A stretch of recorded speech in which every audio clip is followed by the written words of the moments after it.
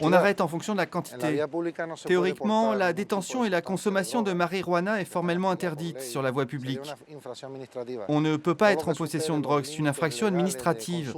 Mais il y a une tolérance. Si la quantité ne dépasse pas celle d'une consommation journalière. La limite dépend en fait de la quantité, de la situation. Si c'est pour de la consommation personnelle, la procédure c'est de saisir ce que la personne détient et on dresse un simple procès verbal. Il n'est pas rare que les Français tentent de s'enfuir. Alors la Guardia Civile déploie toujours les grands moyens. C'est une herse pour empêcher les voitures de passer. Je la jette devant et elle se prend dans les roues. Elle bloque tout et elles ne peuvent plus passer. Vous venez d'où? Vos papiers, s'il vous plaît. Après avoir fréquenté les maisons closes, les clients, généralement des Français, sont souvent chargés de produits stupéfiants. Et beaucoup tentent de ramener en France des quantités importantes, notamment de cannabis. Bon, ce sont les papiers de ces deux juste là. Il y en a un qui n'a pas de carte d'identité. Je lui ai demandé son nom, il me dit qu'il vit en France. Il faudrait vérifier son identité avec les Français. Pas de papier d'identité, pourtant obligatoire à l'étranger. Le caporal décide de procéder à un contrôle plus poussé. Grâce aux accords de coopération européens, il est maintenant possible pour la police espagnole de faire appel par téléphone à un officier de garde en France qui vérifiera l'identité dans les fichiers français.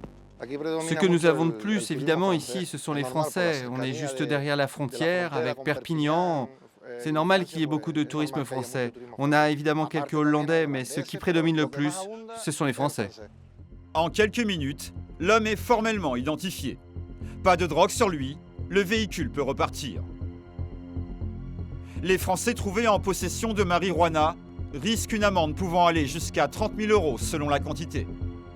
Et la prison à partir de 50 grammes de produits. Ces deux jeunes Français vont avoir droit à une fouille complète. Tu consommes marijuana, hashish?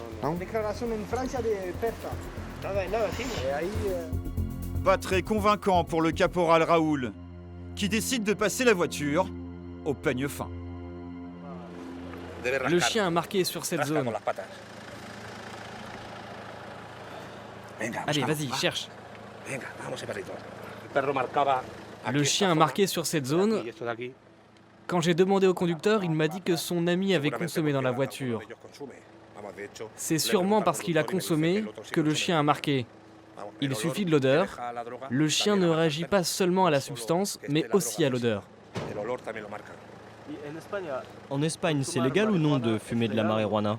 Non, en Espagne, c'est interdit de détenir et de consommer de la drogue sur la voie publique.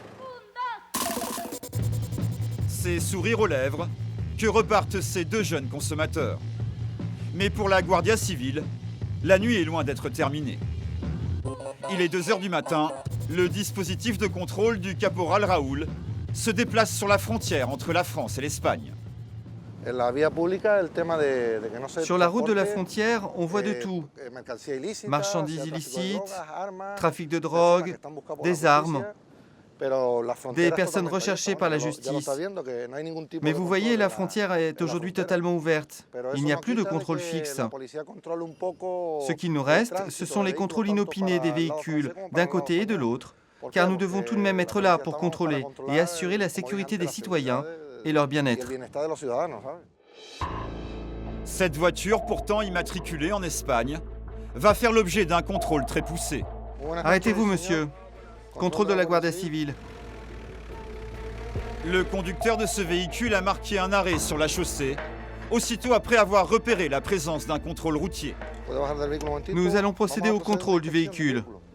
Pour le policier, il pourrait s'être débarrassé d'un chargement de drogue.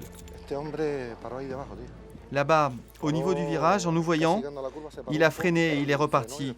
Il a pu larguer quelque chose. Il faudrait aller faire un tour pour vérifier. Une brigade est envoyée sur le lieu pour tenter de découvrir ce que l'homme aurait jeté le long de la route. Dans la voiture, un sac qui n'appartient pas au conducteur. C'est à vous le sac? Non, c'est à un ami. Il est à Montpellier. Il y a aussi la valise. La valise et le sac, c'est à lui. À l'intérieur, rien d'illégal. Vous savez ce qu'il transporte dans ce sac? Tout ça, c'est à ton ami, hein?